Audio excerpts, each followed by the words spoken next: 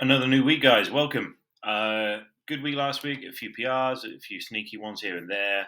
This week, the volume goes up a little bit, which means the total reps that we're doing of certain movements increases this week once more. And then I've also, because of the build-up we've had, added a bit more intensity and a bit more training load to the Partner Friday workout. So that should be spicy and longer for most of you as well.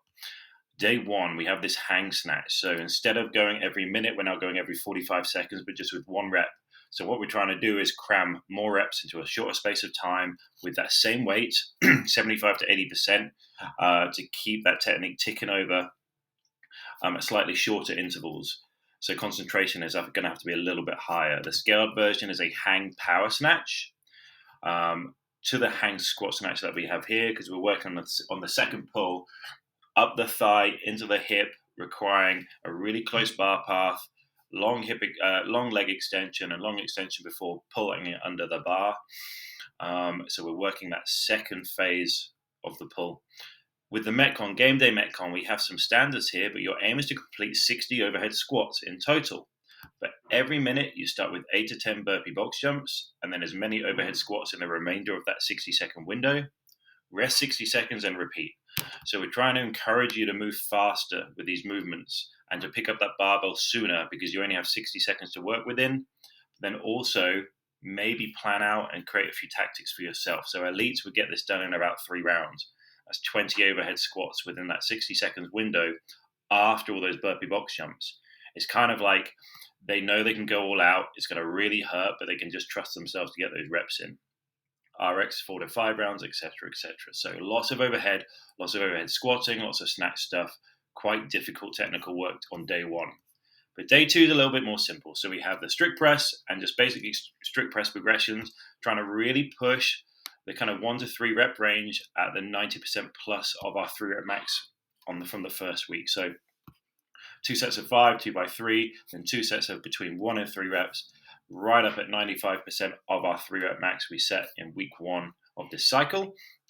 And then we have this cheeky benchmark AMRAP. Starts off with 8 wall walks, which is going to tax the shoulders. It's going to be a little bit tough anyway. 16 bar muscle ups for those who want to whack out some bar muscle ups. We have jumping bar muscle ups as well. You can mix up the two if you know your capacity is a little bit low. Or alternatively, you have pull-ups plus push-ups instead of that bar muscle up if need be.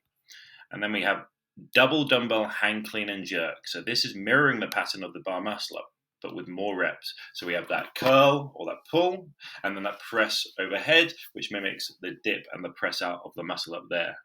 So 24 of them. And once you got through the 8, 16, 24, let's say you get through that in 9 minutes, well, then that gets you another 5 minutes to get as many calories as possible. And so that is giving you, under fatigue, an idea of, okay, I've got 5 minutes left in the workout. I'm already a little bit tired. So what pace can I pull for that?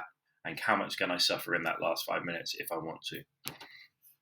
Next up, day 3, snatch wide grip deadlift.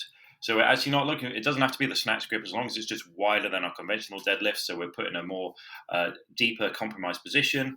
6 sets of 4 instead of 5 by 5. Just aim for the heavier weight than last week's sets of 5. And then we've got this evil EMOM. It's just pure capacity, simple movements. So we've had 2 days of high complexity and quite brutal workouts, but this stays brutal, but it's just simple movements. So we'll split the floor up in halves, 10 meter one side from the red carpet, 10 meter the other side from the other red carpet. You're going to do 3 shuttle runs on that first minute. Odd number, I know, but that's fine. Then 3 rushing kettlebell swings on the next minute, and then 3 kettlebell goblet squats on the next minute. But the next round, when you come back to the shuttle runs, we're going to add another 3 shuttle runs. So it's 6 this time. Only half the floor, remember. 6 kettlebell swings, 6 goblet squats, and then 9, 9, 9. As far as you can go until you don't complete the required work within that minute, and then you stop. You could get up pretty high with this if you're good with the shuttle runs, if you pace well, but then also if you hold on to those kettlebells as well. Happy? Golden. Notice the kettlebell is quite heavy for the RX option. I do apologize. Here, continuation of our clean complex, but instead of just continuing at the percentage work, we now get an opportunity to see how we fare in the full complex. So 1 power clean plus 1 hang squat clean, and then 1 full squat clean. You may drop the bar before the full squat clean as long as you don't fanny about and wait too long before that final squat clean. You're going to start at 75%, and every minute add a bit of weight until you reach, by the 10th minute, a heavy weight for that. We're just going to see where you're lining up in terms of your max for this complex.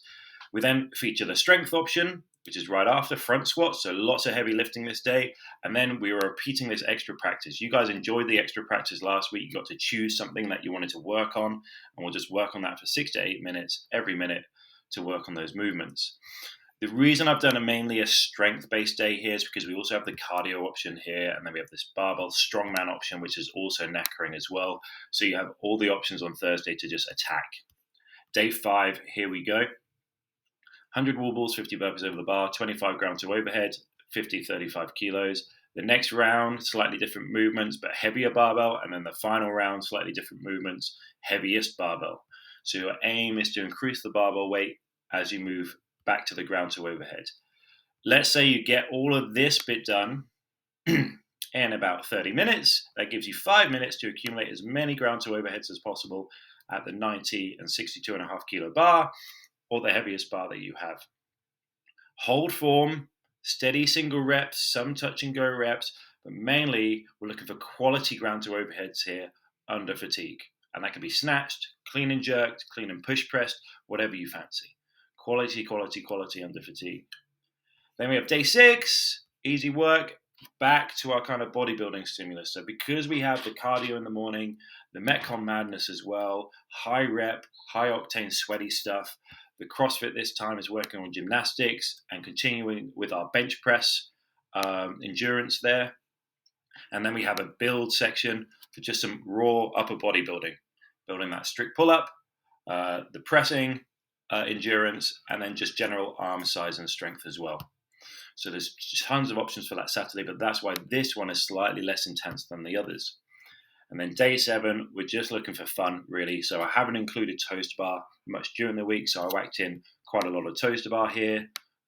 Regular sets of 4 in between these other 2 movements. But then just before that, all the erging, all the kettlebell complex. This is just full sweat with a little bit of skill kettlebell work into a ton of grippy toaster bar, step-ups, double under stuff. So this is just almost Sunday fun day again. Let me know if you have any questions. Hope this all makes sense. If you see any stuff from the cardio sections or the weightlifting and you have questions, let me know, because that's just add-ons. But otherwise, enjoy the week. It's heavier, it's harder, there's more work again, but you'll smash it. Thank you.